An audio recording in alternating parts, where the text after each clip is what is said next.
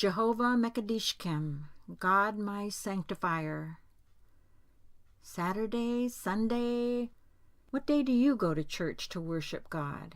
Does it matter to God? Am I holier than thou because I worship on a prescribed day? Scripture teaches us that there is a connection between Sabbath and sanctification. I have to be careful that I do not confuse the cause with the effect. When I contemplate the way that I keep the Sabbath, do I see myself as sanctified, or am I being sanctimonious? I think we can all agree that sanctification is the process by which God sets us apart and makes us holy. Note 16.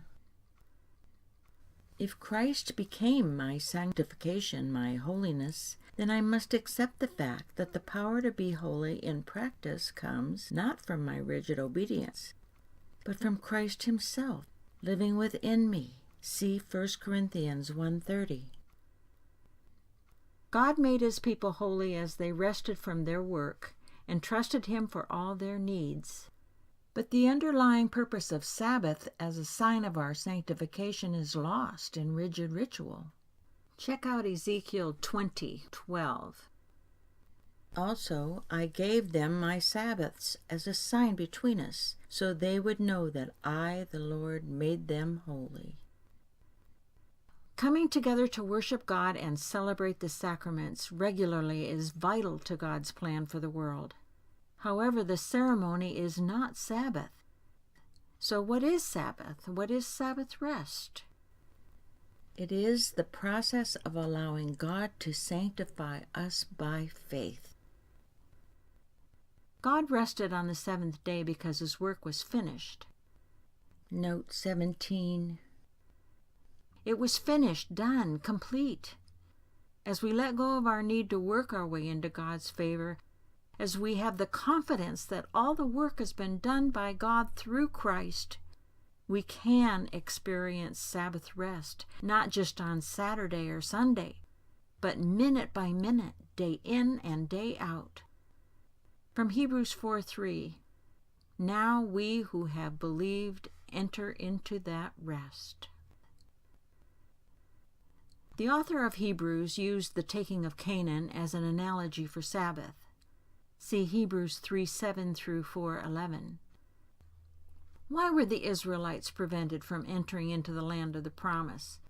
They did not grasp the concept that God's plan would work if they would just let go of their fear and move forward. They ignored all that had been revealed of who God is, his glory, and the miracles he'd performed. Note 18. When they felt their lives were in jeopardy, they refused to be obedient to the clear directive to take back their land. They knew they could not, of themselves, overcome the tremendous odds. They did not rest in the fact that God would supply them with the power to defeat the Canaanites. Their unbelief kept them from entering in. See Numbers 14:1 through 23. I used to think that the promised land was where we went after we were resurrected. Now I see that I was wrong. The promised land is available to me here and now. It is my place of resting in the confidence that God sees me as holy because I have trusted that Christ paid the price for my sin. Just as the Israelites were not allowed to enter into the promised land because they did not trust God to protect them, so we cannot enter into rest with God when we do not trust him for our holiness. These descriptions of Sabbath rest and the promised land reveal that it is God who sanctifies. Our belief in his power to do this is at the very core of our relationship to him. We must be careful that we don't place religious ritual, what we eat and drink, or how we observe the calendar above its intended purpose. Note 19. Does this mean that we need not do anything for God? In an analysis of Thomas Aquinas' view of God, Norman L. Geisler states the following, and I quote, "A perfect God does not need our service, but he does want it. Scripture tells us that the Father seeks such to worship him, John 4:23, for his glory and for our good.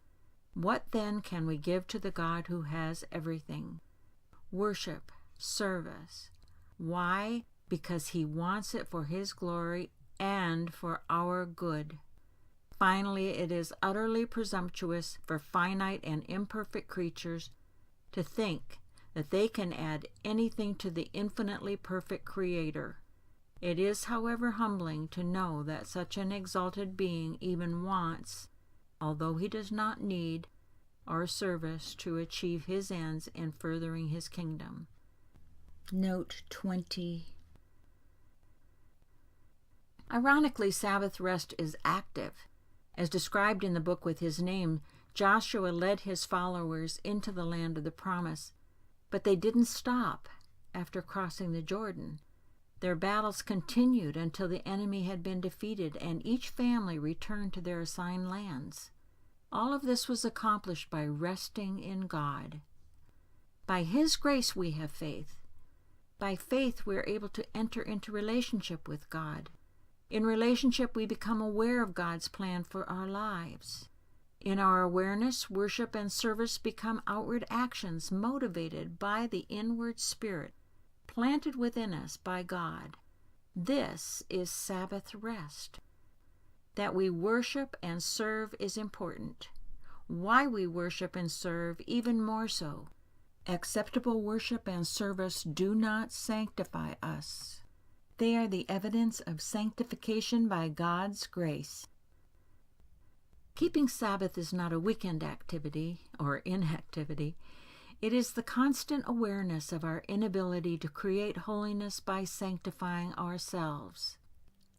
Keeping Sabbath is the opportunity to rely totally on God to see us as holy and to make us so.